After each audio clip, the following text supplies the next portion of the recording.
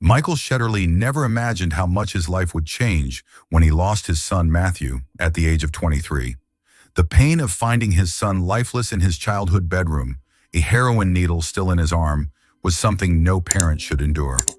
It was 2014, and Michael did everything he could, performing CPR, desperate to save Matthew.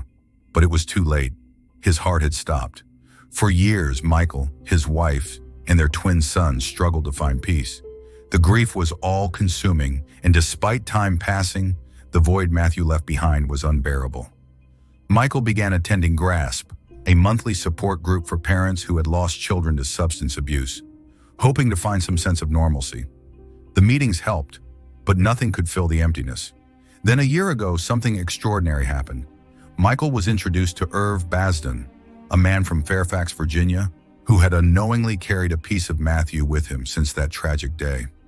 The two men met at the Living Legacy Foundation of Maryland's Baltimore office, and for Michael, it was a moment that would forever change his life.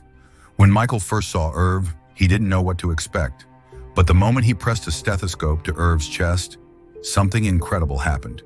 He heard the heartbeat of his son. The same heart that had stopped beating in his home was now giving life to a man standing in front of him.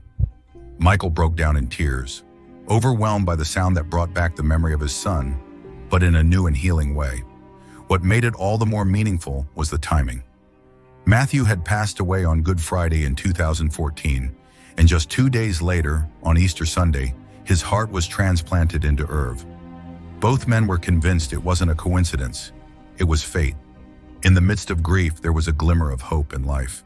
The resurrection that Easter signifies in faith had taken on new meaning for Michael and his family.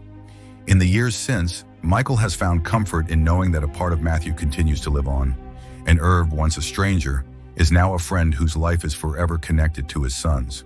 For Michael, hearing Matthew's heart beat again helped to heal a wound that had seemed too deep to ever fully mend. If you've made it this far in the video, please consider subscribing. Our goal is to share meaningful stories that inspire and connect us all.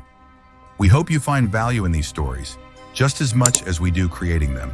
And don't forget to leave a comment. We'd love to hear your thoughts.